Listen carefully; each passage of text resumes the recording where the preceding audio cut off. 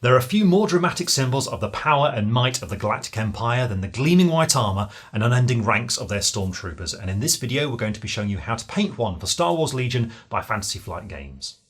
Now if you want to paint a large army of stormtroopers, then you're in luck, because these miniatures are really simple to paint and take no time at all, and in this video we're going to run you through the entire process in such a way that you'll be able to paint an entire squad like this in an evening if you want to. Now we're going to be using paints from both Citadel and the Army Painter, and we're going to be using a miniature that's one of the squad leaders, so we're also going to be showing you how to paint that shoulder pauldron too. So without further ado, let's go to the desk.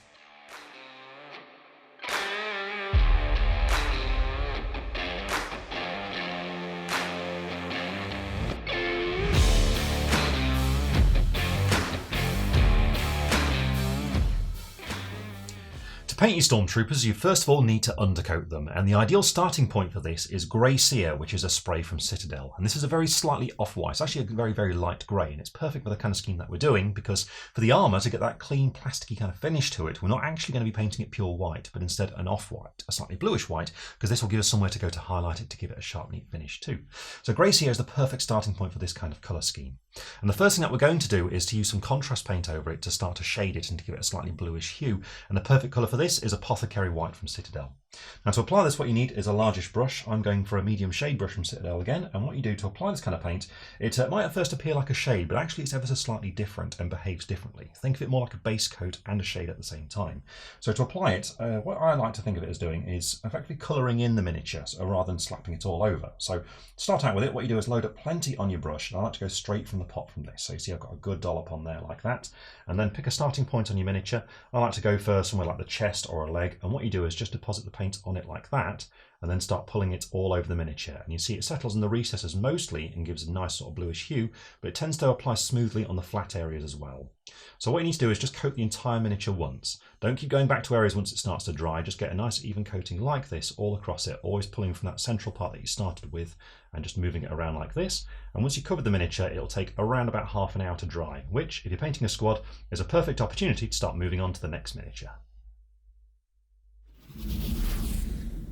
The Apothecary white is now completely dry, and you can see it's making all that detail really pop out. But the next stage is just to even up the flat armour plates a little bit, because this armour is such a big feature of the miniature. We want it to be as smooth and as clean and neat as possible. So what we're going to do is now layer the armour using another paint from Citadel. This one is Ulthuan grey, and to apply this I'm going to be using a medium layer brush, also a Citadel brush.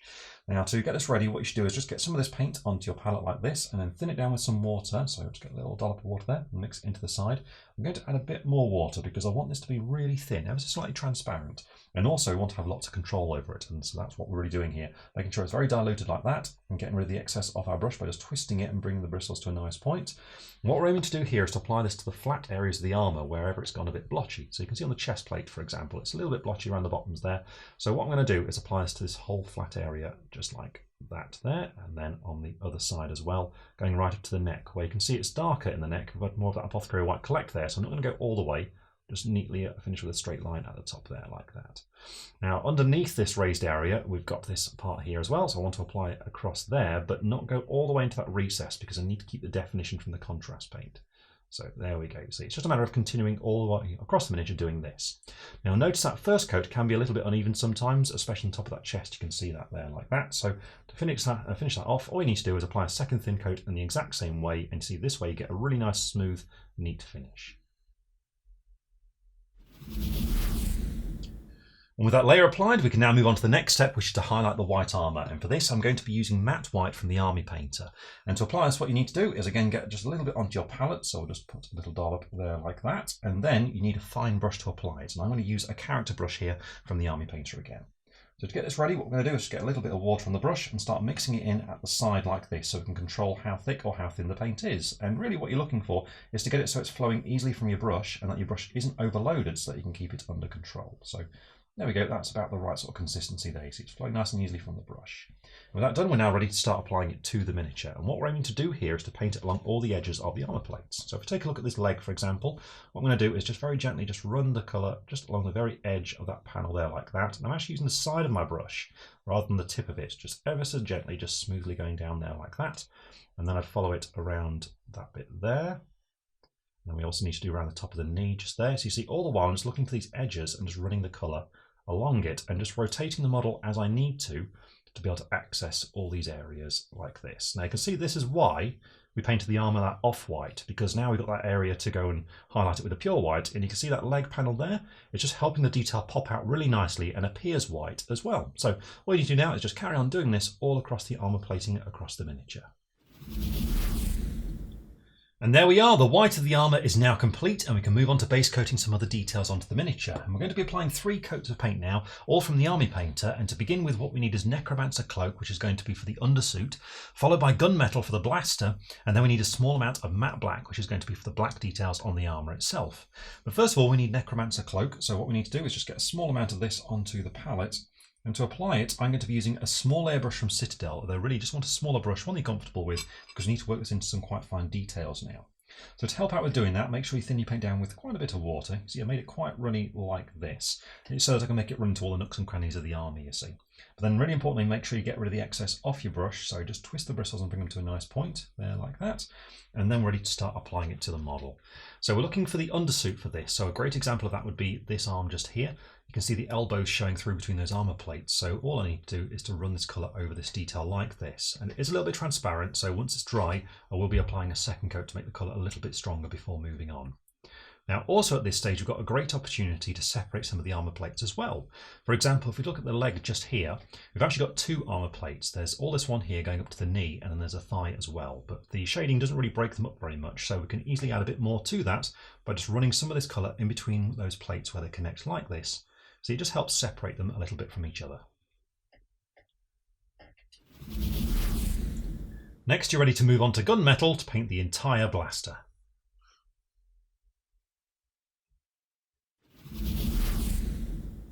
And finally we're ready to apply matte black onto all the black details on the armour, and these are all centred around the head. To begin with, I'm starting out with the eye lenses, so you just need to run the paint into the recess of the eye there like that. But also we've got this black ridge that runs across the brow, so this goes all the way across the front of the head along here. Now also we've got these little recesses on the helmet at the top. There's 4 of them. That's just this area there like that.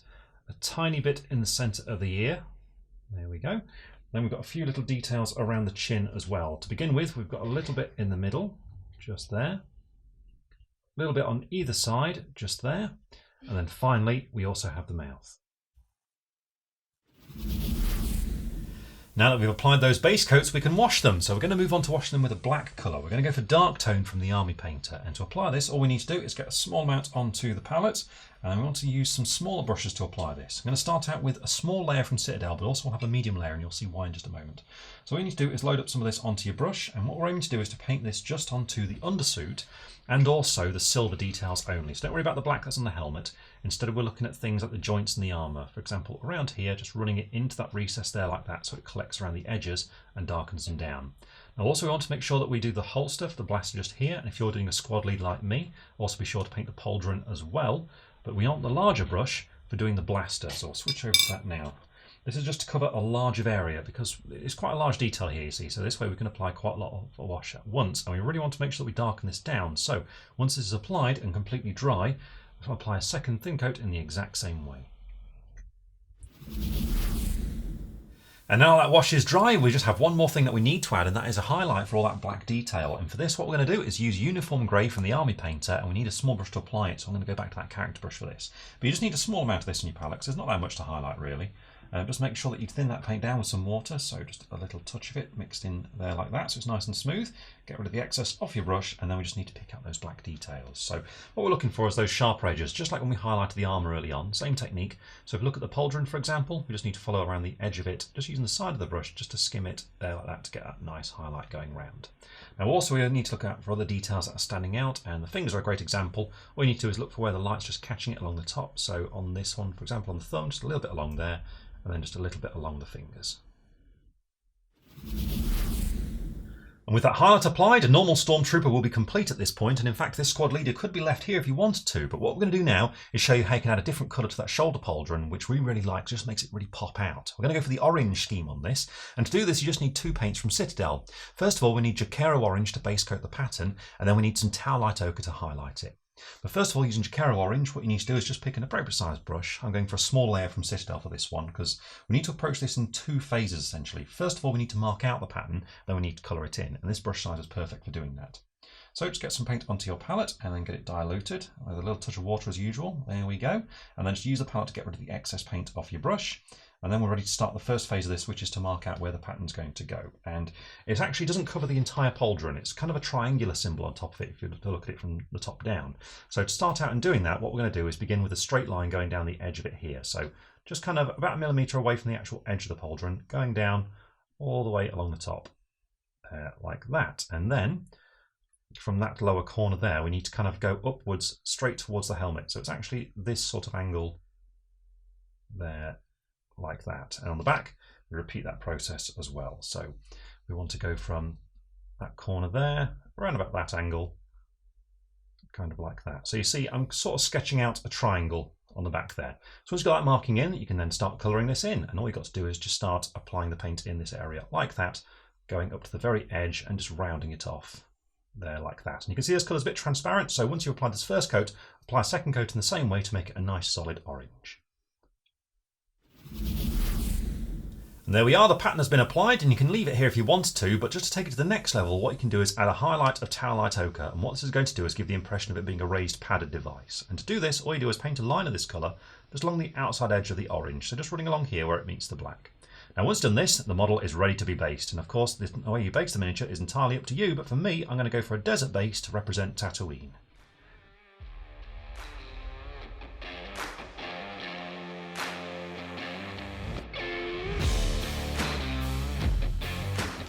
And here we have the completed Stormtrooper squad leader, ready to lead his troops in hunting down some rebel scum.